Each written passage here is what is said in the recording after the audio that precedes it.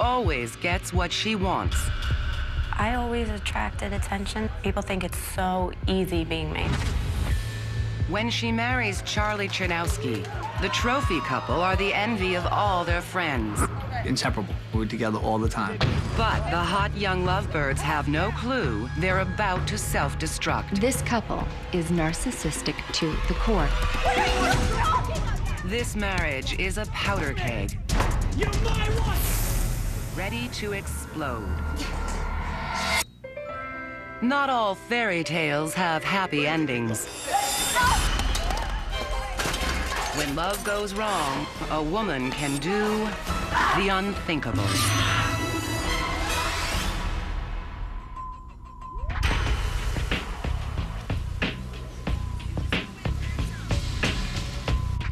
"22-year-old Jamie Silverstone is beautiful, blonde, and bewitching. She turns heads wherever she goes. Woo! Yes!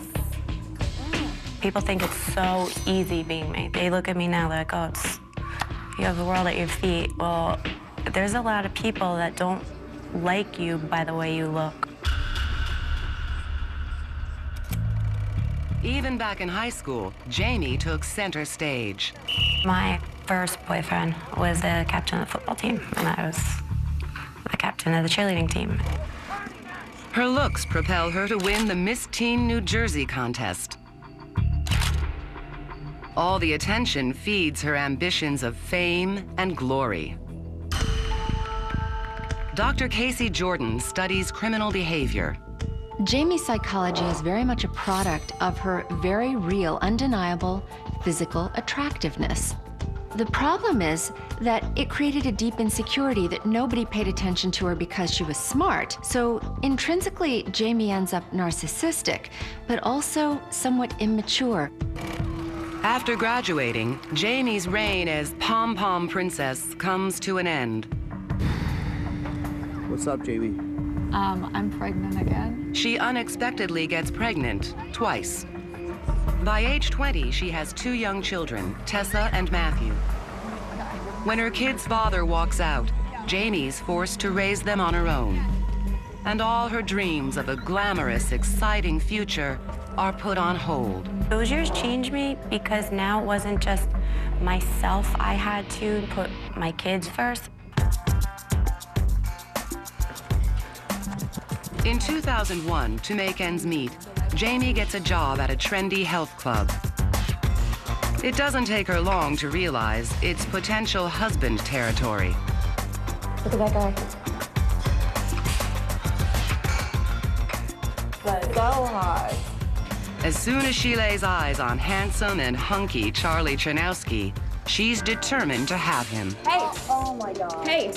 You! Come here! Come here. I actually saw him, and I was at the front desk, and I told my receptionist that I was going to marry him, which I never do. I have weird psychic sense. I was working out, and she said something, and I was like, what? And she said, come over here. What do you do? We talked for a few minutes, and basically I was like, you know, why don't we go out? Come with me sometime. Oh, you want my number? Yeah. And she was like, all right. I was like, really? All right, Charlie, give me a hand. And that was it. After just one date, it's clear that Jamie and Charlie have smoldering chemistry. Before long, the sizzling young couple is inseparable. How did I find you? And was it love at first sight? Yes, 100%. I would stay on the phone with him for hours during the day. I was full steam ahead every day from that day forward. You know, we were together all the time. We were young and liked to have fun. Okay, that is disgusting. All right, sign here. Make sure. 26-year-old Charlie is an ambitious guy. He's already a highly successful furniture dealer. Woo! Let's go, baby! Bring it up! And part-time party MC and DJ. With his combined jobs, he easily pulls in 6 figures. Charlie prides himself on being the life of the party and looking good. But most of all, he likes showing off Jamie and his bank account. Did I spoil her? Absolutely. Absolutely, I spoiled the hell out of her. I wanted to be with him. I wanted to experience life. I wanted to have it all. For Jamie, Charlie's ticking all the right boxes. Handsome, rich, even paternal. I come from a good family. You know, I always wanted the family. They've changed this stuff since I was a kid. When Jamie came into my life and brought these two children along, you know, I just didn't fall in love with Jamie. I fell in love with the children, you know, and I just wanted to take care of them. No. Seemed like he'd be a good dad to him? Yes. It says a lot about him that he instantly liked your kids. I don't want to give 100% credit to that. I tend to think otherwise. Charles wanted to feel wanted and needed. Jamie and Charlie aren't shy about their attraction to each other. They're madly in love and want everyone to know it. They have a way of coming together and creating that Barbie and Ken look that really appeals to the outside world, and they are aware of it. This couple is narcissistic to the core, and they're in this relationship for all the wrong reasons.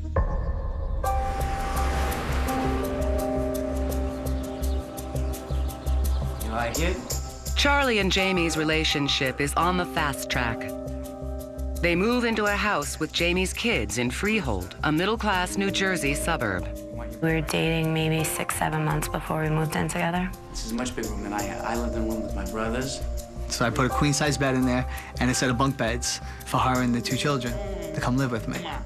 All right. There is that magnetism, that feeling that they complete each other. But when things move that quickly, in such a short amount of time, without really getting to know one another, things can really only end badly.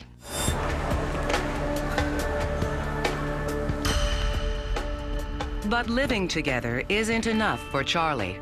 When it comes to Jamie, he's hooked, and he's ready to go the distance. What are you so happy about? Let me see. No, hey, don't go. That's Hey! rude. You're being very rude. Oh, I'm being very Yeah, you're rude. being very rude. I No. want to see what you All got right. me.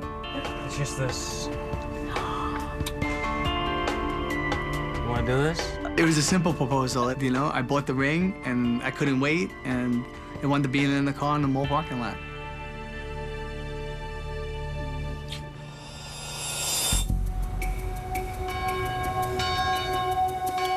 You, Jamie. On February 21st, 2003, almost a year and a half after their first date, Jamie and Charlie get married. You may kiss the bride.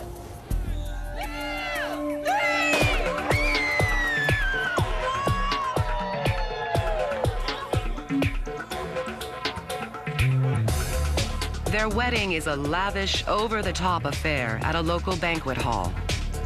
Many of Charlie and Jamie's friends work in the entertainment business, so the reception turns into a wild party. I had 3 different MCs introduce me. My aunts and uncles and stuff got mad because there was no slow music. It was like a big nightclub. It was great. Everybody's either a dancer or a DJ or an MC, so they didn't want that night to end. Still, not everyone is happy about Jamie and Charlie's marriage. Charlie's family has some serious misgivings. My family hated it. Me and my father got into the biggest fight over it. From the start, Charlie's parents have been warning their son about moving too fast. They think Jamie is just seeing dollar signs. Me getting into a relationship with a woman with 2 children, she was in love with the idea that she found somebody to take care of her. We have to do this now. I just got married. Please don't do this. Charlie, look at me. Everybody can't be wrong. My father's a good judge of character. And when I think about that now is everybody always said about her who she was. Everybody I know, every one of my friends, everybody. And I'd always defend her. No, you don't know her. No, please give her a chance. Everybody was right. Coming up, the honeymoon is over when Charlie starts acting very unlike a married man. And then he got up on a box and he just took off his shirt, started dancing for this group of girls.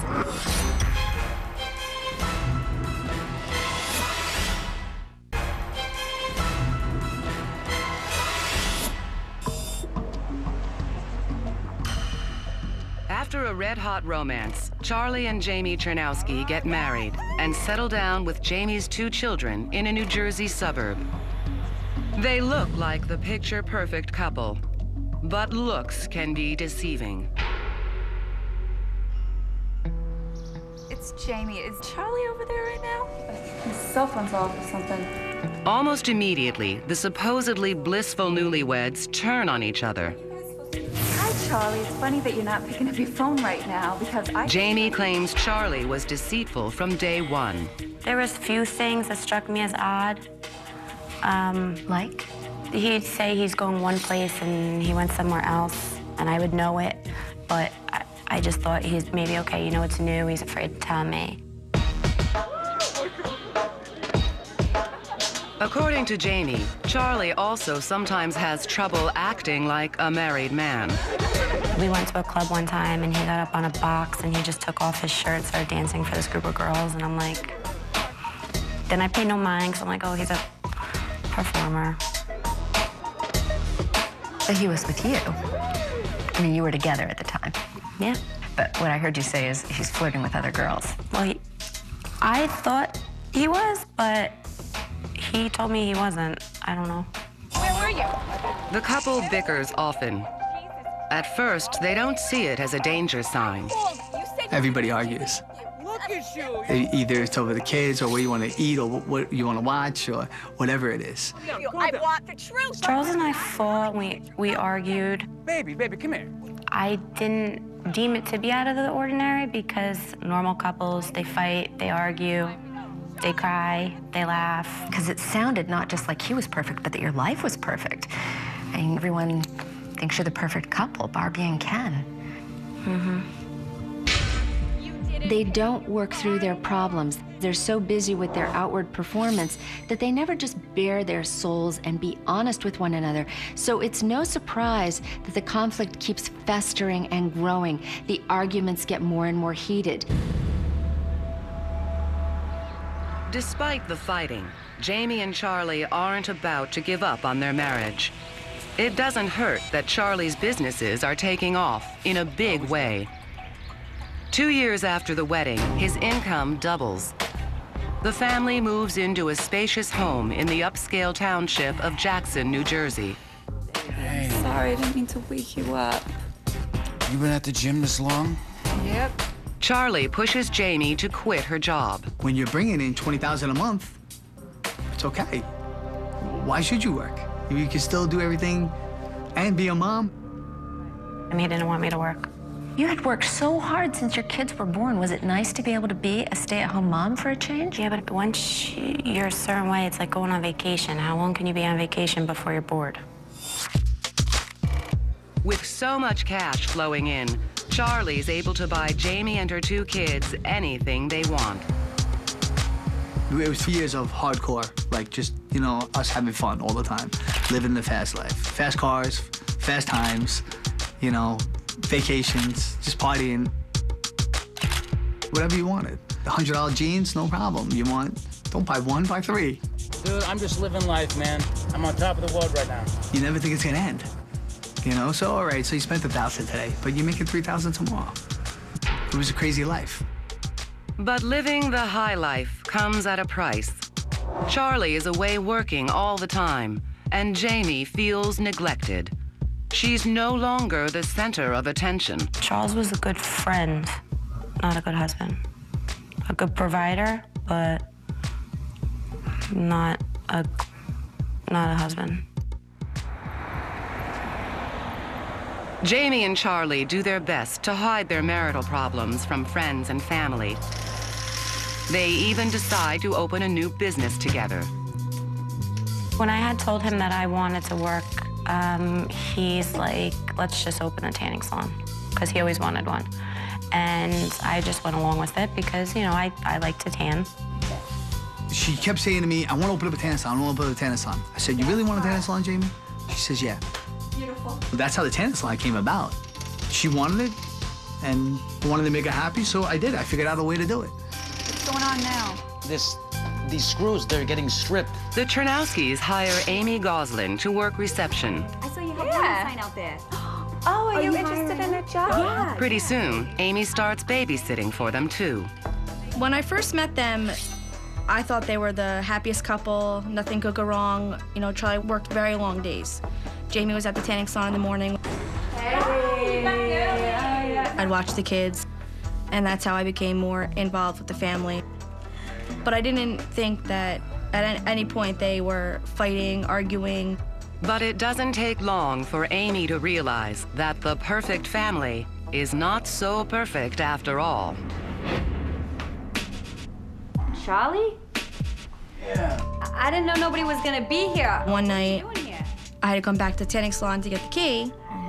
Charlie was sleeping on the couch because I got into a fight and he didn't want to go home.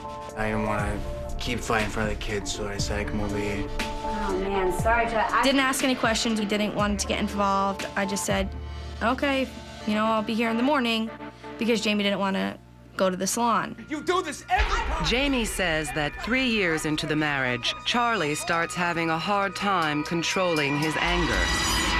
What are you talking about? Crazy that Their fights are no longer confined to behind closed doors. They spill out into the public eye, even at their kids' school events. Walk away, just walk away. He's yelled, he screamed. Not everyone thinks Charlie is the problem. I'm not gonna say Charlie never rose his voice to Jamie. He had to because she was always yelling at him, so for him to get his word over, he'd have to yell back. Don't walk away from me. Jamie! The fights at home are also getting worse. You're my wife, you understand me? You're my wife. You're mine, you belong to me. Open the door, Jamie. Open the door, Jamie. He loves Jamie and the kids deeply. So for her putting him down and calling him an idiot and yelling at him and him getting up early, 5, 6 o'clock in the morning, draining him more than he already is drained from working so much, it really made me hurt for Charlie. The now nearly daily battles begin to douse the flames on their once sizzling hot romance. You know, once in a while I heard I love you come out. Never did she ever really kiss like that I saw, kiss or hug. It was just a lot of putting him down. Yo, we should be on that show. Yeah, I'm not joking. No, we are not we should gonna be. be I on think this we're wife perfect. swap. Yeah. But Charlie has an idea that might rekindle the spark and capitalize on their love of the limelight. Commercial on the TV for the wife swap thing. When Charlie sees a casting call for the hit reality series Wife Swap, he jumps at the chance to revive their marriage. Go away to a farm, go by the snow. At the same time, he seems a little too eager to embarrass his wife on national television. She always wore high heels. Jamie wore high heels in the middle of the snow. You know, it didn't matter. She always wore heels, always. And I said, I hope they send you to a farm where you gotta shovel crap. All right, my name's Charlie. My wife, she's beautiful. She looks great on TV. Her name's Jamie. Charlie has no idea that he's just lit the fuse on their floundering marriage. And our favorite Coming up, the couple's fights turn physical as their lust for attention backfires. The cops came in, we were arguing, we were screaming, and somebody had to go.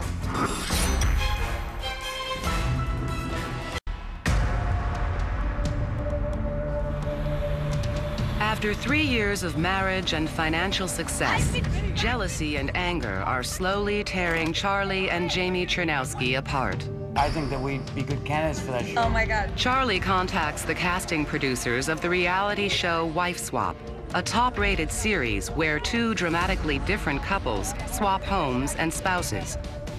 He fantasizes it will make things better. Oh! Hey, I'm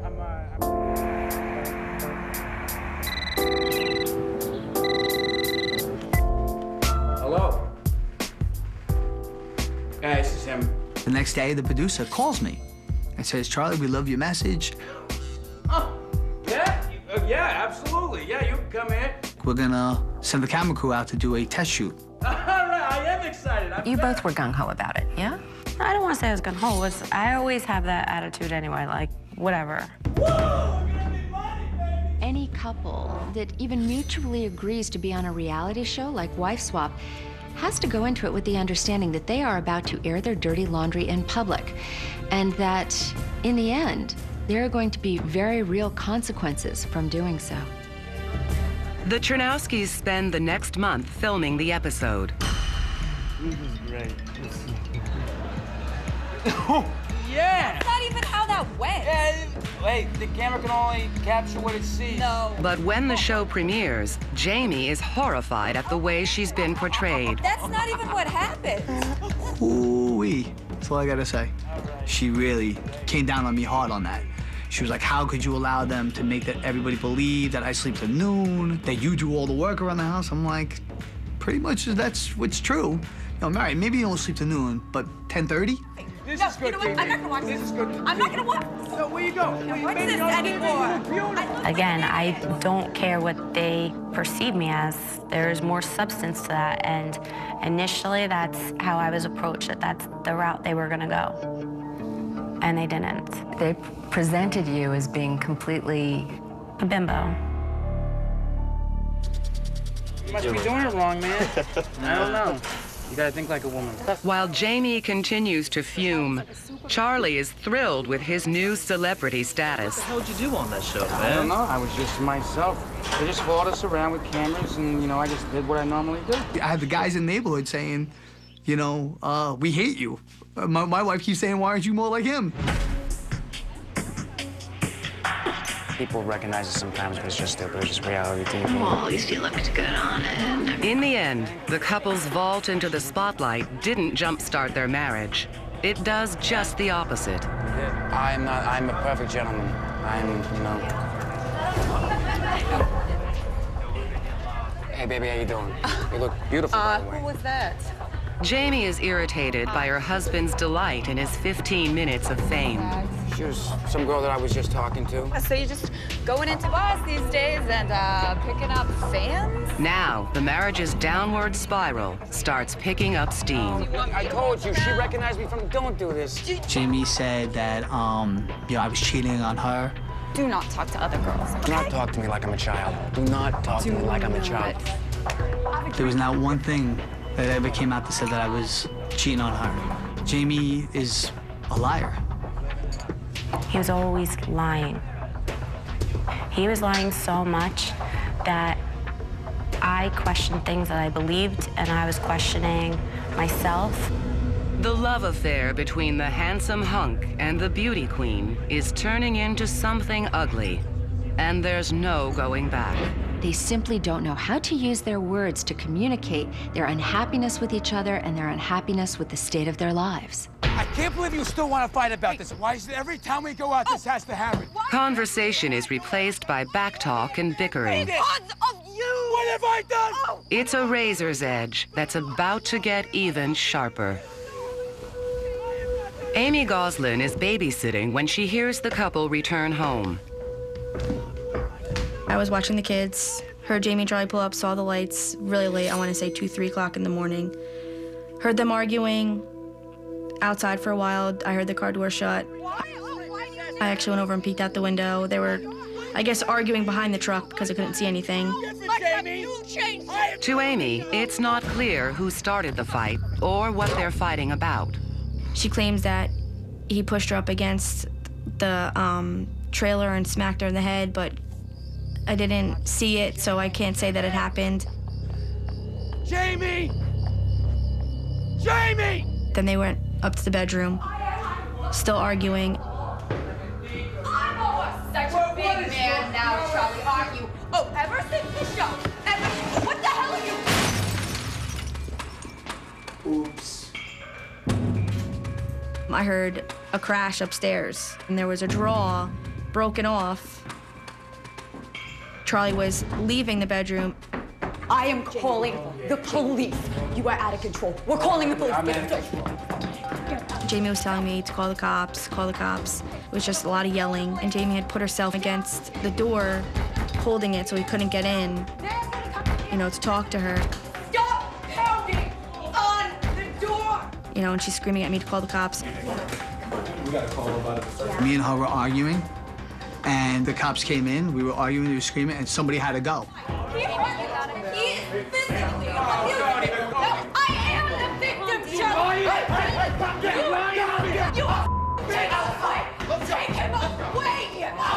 and they wound up taking me.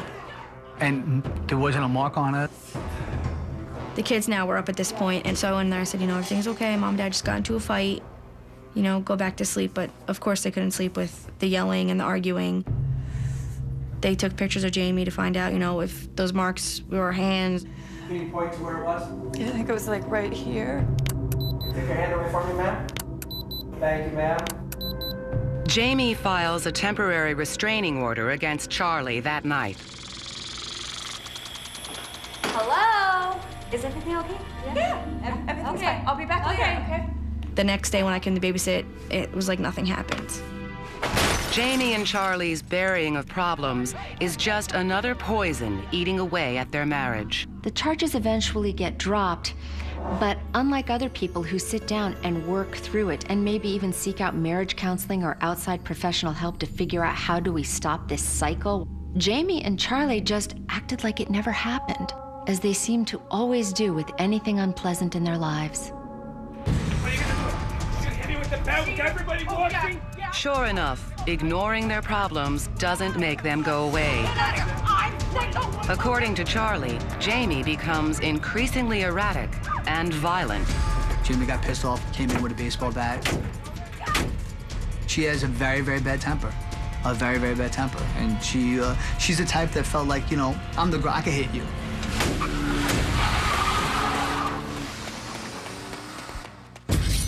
Coming up, is the worst yet to come? Just how far is an ex-cheerleader willing to go?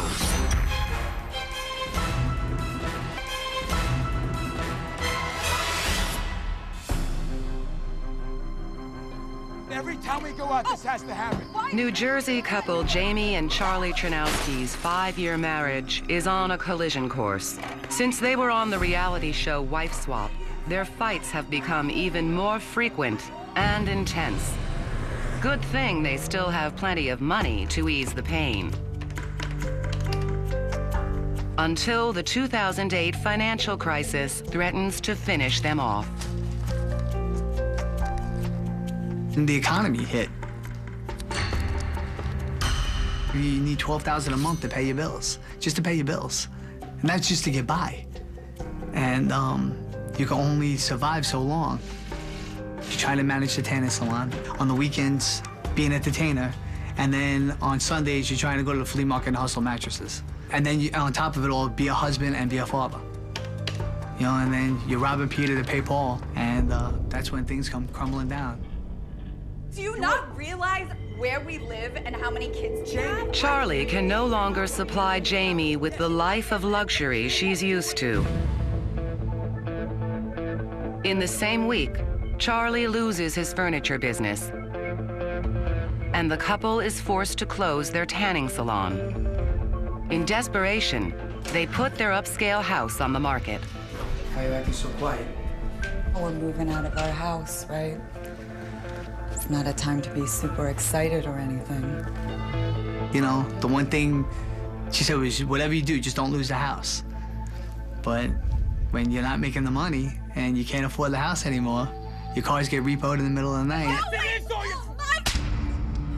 No one has ever made me the way that you make me. He's punched holes in walls, he's yelled, he's screamed, he's hurt me. I'm sorry.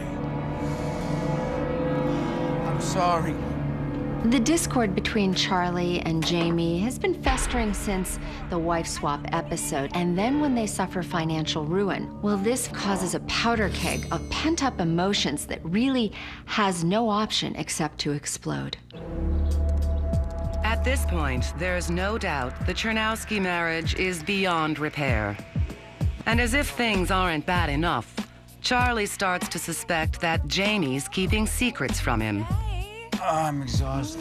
When you walk in and she's on the computer and you see her on the computer, and then as you walk over, she clicks out of it. What was that? Locked. Everything has a passcode on it. Yo, Jim, it's asking me for a password. What's your password?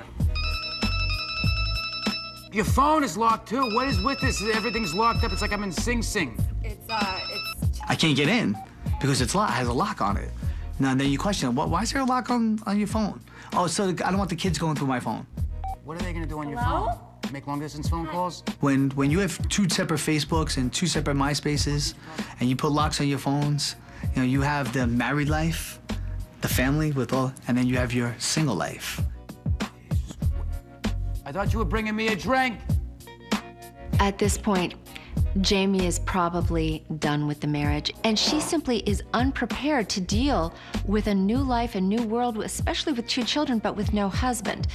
So instead of just putting the chips down and saying, Charlie, let's talk about divorce, she just goes and starts building a separate life, a level of secrecy that can only drive a wedge further into the disintegrating marriage.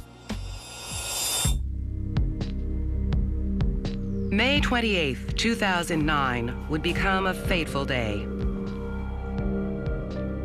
Jamie has plans for a girls' night out at a Jersey Shore tiki bar. It's just like a girl's thing, I don't know. She wanted to go out, and I knew she was cheating at that point, in my mind. I already knew it. Oh, no, you know, maybe I'll come with you. What do you think? You wanna come? Charlie sees it as an opportunity to catch Jamie red-handed. They pick up their friend Stephanie and head for the shore. So I'm like, all right, who else we getting? Oh, no, that's it, just Stephanie. What happened to all the girls? Oh, we're gonna meet everybody there. But when they get to the tiki bar, there's just one person waiting for them, and he's not a girl. Guys, I wanted to introduce you to my friend Vince. This is Stephanie. And this is Charlie, my husband. Hey, Vince. And when she said husband, his face was like... It's nice to meet you. I didn't say nothing. Didn't say a word. Charlie claims Jamie spends the rest of the night getting drunk and flirting with her friend Vince and other men in the bar. Jamie's all over the place, drinking, shots over here, doing this over there with these people. A few hours later, the Chernowskis leave. They drop Stephanie off on their way home.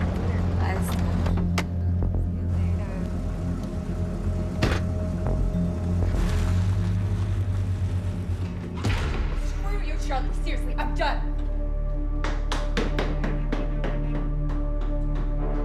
What happened? Is everything okay? Yeah, it's fine. She just drank too much. After the babysitter leaves, Charlie heads upstairs to bed. I go in the bathroom, I change. Like 10 minutes goes by, and she's still not upstairs. So I decided to go downstairs. You could see the light on in the bathroom. As I'm walking to the bathroom, you can hear whispering, but arguing. So now I just have the most uneasy feeling in my stomach. So I'm pacing in front of the door, pacing. Like, what should I do? What should I do? I even put my ear up to the door. According to Jamie, Charlie goes ballistic. Who are you talking to? Nobody. Who are you talking to? Steph. Give me your phone. Give me your phone. I'll push you with the damn rose garden. He started grabbing me, trying to grab my phone. He said, give me your phone. He started with, he was gonna kill me. Looks like Vince. Let's call Vince! He dragged me out of the bathroom. Hello? Sounds like a real Boy Scout. Hello? You know, whatever he was saying, I just remember him, I'll kill you. If I can't have you, no one can. I finally broke free. Where are you going? Where are you gonna go? Where are you gonna go? No one can hear you scream now. Then he caught me again. He started choking me there. He was choking me so hard that he lifted me off the ground. Jamie frantically reaches behind her and finds a weapon. Get off! I knew where the knife block was. I grabbed it, hoping it was going to scare him, and it did scare him for a minute.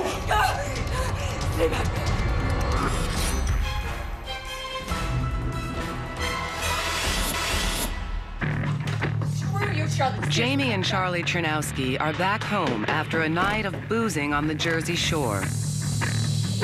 Jamie claims Charlie goes crazy with jealousy after overhearing her talking on the phone with her friend Vince. She says he was the aggressor and she had to defend herself. Stay away. Oh. Get up. Well, the girl likes to play with knives. Swear to God, I would do Oh, yeah, it. come on. Oh, I believe it, baby. Let's go. Oh, you want to kill each other? You want to kill each other? Come on, baby. Let's go. Let's do this tonight. I had it in my right hand, and he was on top of me. I couldn't see, but I could hear. And then I couldn't hear, but I could see. I just remember turning my head and right in his left bicep. Jamie plunges the knife into her husband's arm. The knife hits an artery, and Charlie's blood starts spraying everywhere. At least, that's the way she saw it. Charlie tells the entire story a little differently.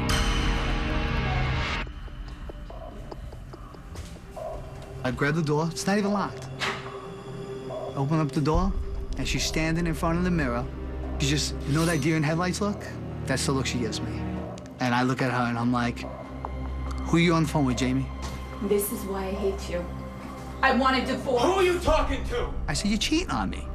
I said, you're cheating. I said, who are you on the phone with, Jamie? You're cheating on me. No! Give it to me. No! Give it. No! It's... Hello?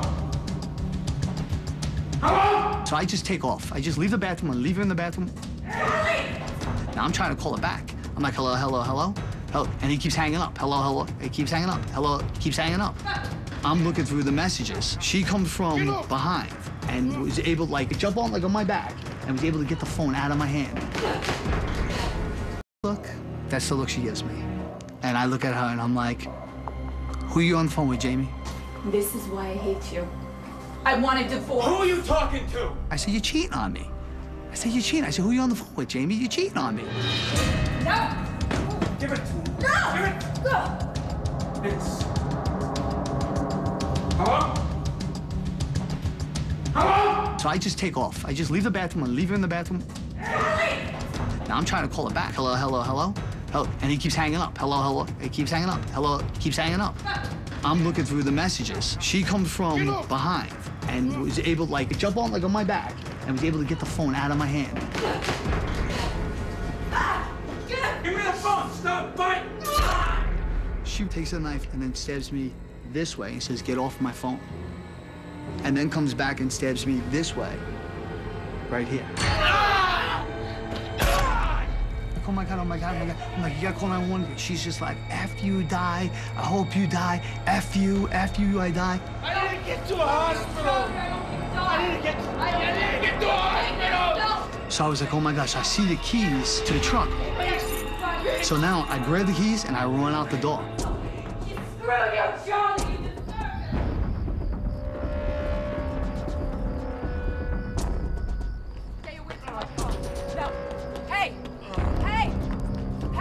Put the key in the ignition, and all of a sudden, the passenger door opens up on the truck, and she's coming in, and I'm like, well, maybe she's coming to help me, or maybe she's coming to stab me again. I'm really not sure. Then, according to Charlie, Jamie does something unthinkable. She removes his keys from the ignition, runs back into the house, and locks the front door. Now I'm like, what that, did she really do that? Open the door. I'm banging on the door, pleading for her to let me in. Get away from me! So at this point, I'm starting to feel sick and a little wheezy. So I take my shirt off to try to stop the bleeding. And I'm banging on the door, begging her, please, please open, I'm gonna die out here. I'm gonna die out here. And she's standing behind the door and she's like, F you, I hope you die, F you. Open the door! And then what felt like a lifetime, for whatever reason, she decides to open up the door. You take your own damn car. You take your own damn car. As for Jamie, she says she had a very good reason for locking her bleeding husband out of the house. He came back inside, and every time he would come, I thought he was coming, like, for me. You thought he was coming back at you? Yes, 100%. By now, Charlie's lost a lot of blood. I grabbed the keys to my truck, which was a '96 Ford Ranger, manual steering stick. and I drive myself to the hospital. Somehow, he makes it to the hospital before going into shock. I lost 4.5 pints of blood. Your body holds 7. I basically died. I bled out. So you stayed in the house? My children were in there. I had to. I'm not leaving my kids. Was there blood? A little bit. A little bit. Just a little. Hello? Yep. A neighbor hears the fighting and calls police. When officers arrive, Jamie Chernowski is mopping up Charlie's blood. She tells them her husband cut himself while working on his truck. I lied to them at first. Why? I wasn't thinking straight. I didn't want to get him in trouble. I don't want to necessarily say I was protecting him, I was protecting my family. Then, police get a call that a nearby hospital has just admitted someone with life-threatening stab wounds. It's Charlie. Jamie Chernowski is arrested for aggravated assault with a deadly weapon. When questioned by police down at the station, Jamie changes her story. Now she says she stabbed her husband in self-defense. According to the police and Charlie and medical records, Jamie is lying. When a person stabs another person, even if it's in self-defense, especially if it's in self-defense, the first thing that is on your mind is to call 911, to get police there to protect you so that there is proof that you had to use that level of force in self-defense. But according to Charlie, Jamie wouldn't even drive him to the hospital. She wouldn't call 911. This is not the typical variables that we would see in a true situation of self-defense. Charlie's left with permanent nerve damage in his arm. I have no use of my hand anymore. You know, I have no feeling from here up all the way. It's just unbelievable. Unbelievable that somebody could do that to somebody. I'll never forgive her. Never. Despite the overwhelming evidence against her, a grand jury fails to indict Jamie Chernowski on criminal charges. But she does lose custody of her children. Charlie adopts them. You're either a mom, a wife, a caretaker, or you're a party girl. But when there are children in the equation, you created them. You know, you need to take care of them. But she doesn't, I do, so it's fine.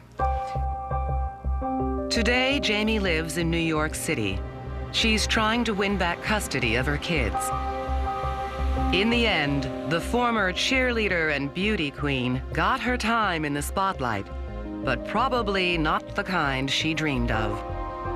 If Jamie and Charlie made a big mistake, it was that they played at marriage like other people play house. They never really got it together in a deep, trusting, loving relationship. It was all about how others perceived them. And that was really destined for failure from the first day.